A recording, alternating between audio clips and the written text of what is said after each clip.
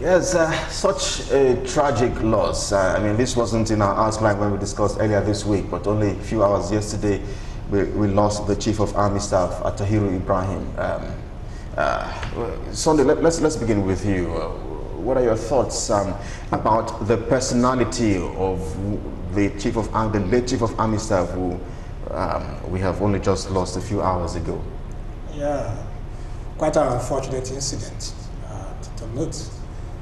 I think I came to know much about him the very day he made a presentation at the House of Representatives, where he presented a document that requested the spending of the military and his position.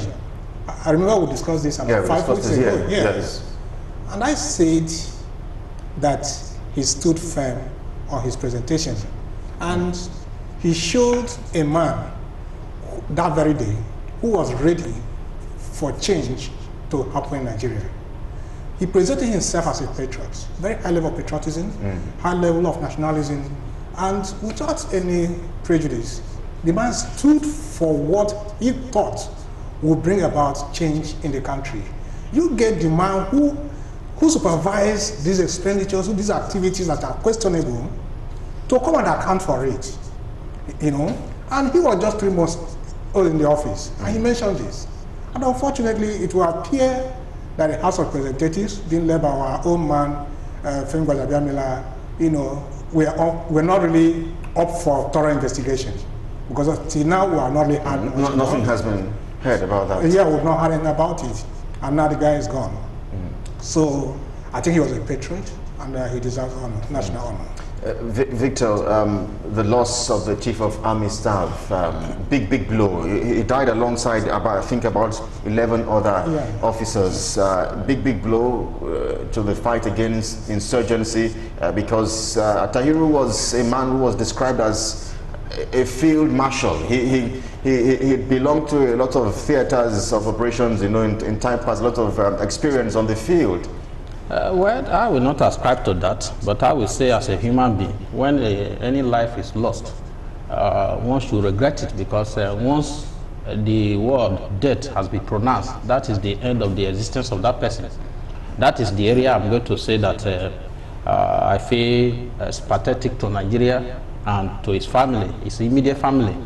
But for the aspect of war, I don't think it would have brought any meaningful change, because the war in Nigeria is politicized, and any country where you are fighting wars and you bring politics into it, you cannot win. If you see the bombardment taking place in Imo State and some part of the eastern region, they have not carried out such bombardment in the northeast since they started.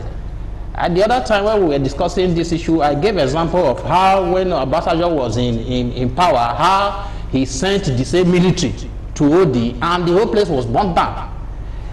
When Yaradua was there too, we saw how he sent the army to Baramutu in Delta State, and the whole place was burned down. And the question I raised that day, that since they have been fighting this war in the northeast, and which has moved to northwest and thereabout, which village have the same military set ablaze? No. And the same Sabisa forest, have they set it ablaze?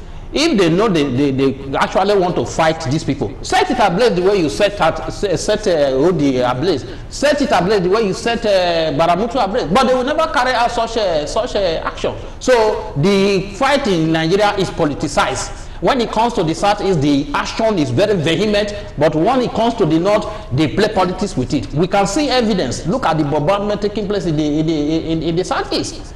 And again, you saw that IPOB, that is not carrying arms, was quickly branded as a terrorist group. But the herdsmen that are killing people, nobody has branded as a terrorist group. Whereas in the international world, the herdsmen are classified as the 4th most terrorized group of people. But in Nigeria, they are not branded as terrorist groups. So when you include politics in fighting any war, it is very difficult for you to win that war.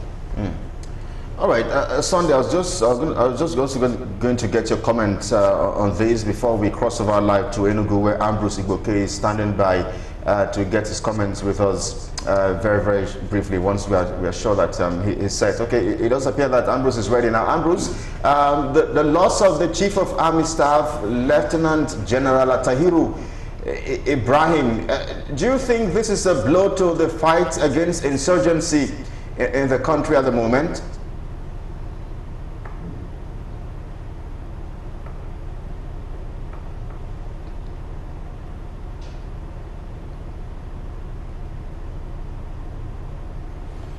All right, I'm not sure Ambrose is ready for us. Ambrose, okay, we'll come back and see if we can reestablish connection with you very quickly. But Sunday, what do you think? Do you think this is a big blow to the fight against insecurity in the country, whether in the north or in the south?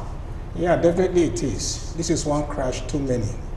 I remember we had one recently in Niger State. Okay. There are people who are, a few months ago, people who are going to fight bandits in Niger State.